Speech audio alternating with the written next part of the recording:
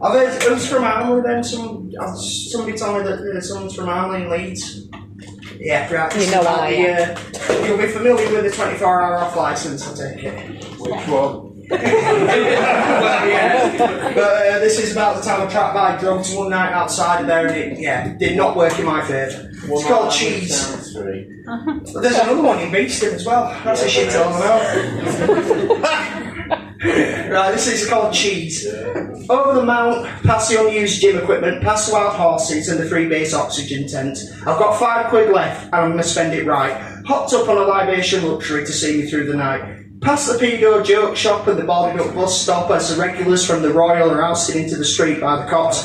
The taxis all wait for their midnight departures, swinging Imperial pig fart ale and singing the hits of Frank Sinatra. I ease past the graffiti gangs and park bench gangs with the early morning troubadours who live inside their vans, with the talking dogs all hustling for some biscuits, all ready for the action, only to find out that they missed it. As the beat herders march in formation with the sears of Pearl Jam vision with enthusiasm for the mundane, as they stand in the alleyways pissing. Football chants and drive-by insults tuning in and out of my ears as I arrive at the early morning hub and I wait to get my beers. I shuffle in line at the 24-hour off licence as a waterhead with one shoe warns the shopkeeper, "This is your last chance." It were 10p cheaper for some rizzlers only the night before, as he calls them a set of wankers, claiming he'll knock them to the floor. Next time the shutters are down is when he'll make his vengeful mark, as he storms off in a fit of rage back to his box in the park. Suddenly there's a tap on my shoulder, and I turn to face the mystery man. "Excuse me, bruv," he whispers in that detached tone that comes from too many cans.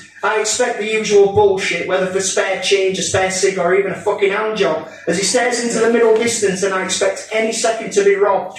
As the shop owners are called thieving bastards by the champ in the obligatory cap, I stand and wait to get my booze, as on the glass pane his knuckles rap. The mystery man gets my attention again while he treads his mind filled with reverse gears as he fumbles through a plastic bag and asks, "Do you want to buy some cheese?"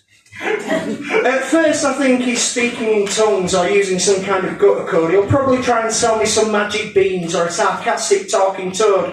I play the game lightly, as one does in these situations, believing I'll get something exciting like disco biscuits or an LSD proclamation. He opens up his shopping bag. In the now quiet street we stand. I hand over my last £5 for something delightful, and he places a block of cathedral cheese in my hands. That is a true story. I did a lot of poetry open mics in Leeds, and honestly, I've always wanted to do Scarborough, but this has been fantastic. I loved it, but you've always got to contend with the very artsy-fartsy, pretentious stuff in Leeds. So this is for them. This is called poetry.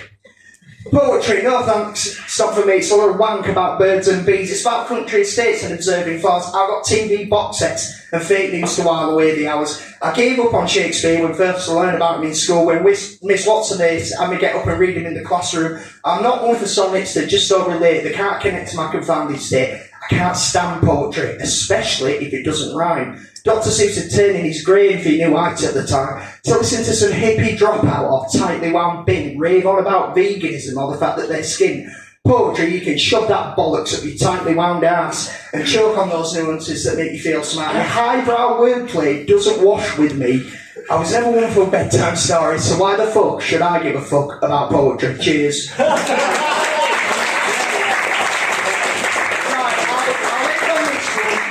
You'll probably never have me back. This is a romantic one. And this poem actually got me thrown off stage in Bradford a couple of weeks ago. You know what? Fuck them if they can't take a joke. That's my philosophy. This one is called "You're Never Alone with a Hand." When you're in the mood, but they're not broody, don't get upset, have a five-finger party. When you're overcome with passion, but they're on the rag and not wooed by your proposition that you'll go around the back, just cradle your balls and work the shaft, because you're never alone with a hand. When you're on a dry spell, and you have been for months, and the horizontal disco won't ease those headaches of theirs, lower your blood pressure twice a day, keep your hand in a bag of rice, get your kicks your own way to ease those lonely nights. Go on a crusade of self-harm, because you're never alone with a hand. Anyone could be yours, and any dog would fetch. But when you're on your top, grabbing the devil by the horns works out best. Nobody knows better, and nobody touches you like yourself.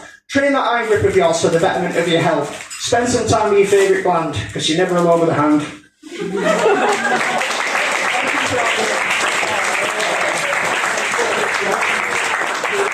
Tom Priestley, he has a pile of books there, which I'm assuming is merchandise, so... Yeah, they're worth a hand job. If you want to buy them, it'll probably sort of help him on his train journey back to Leeds if he came by train. Right, one of our regulars here is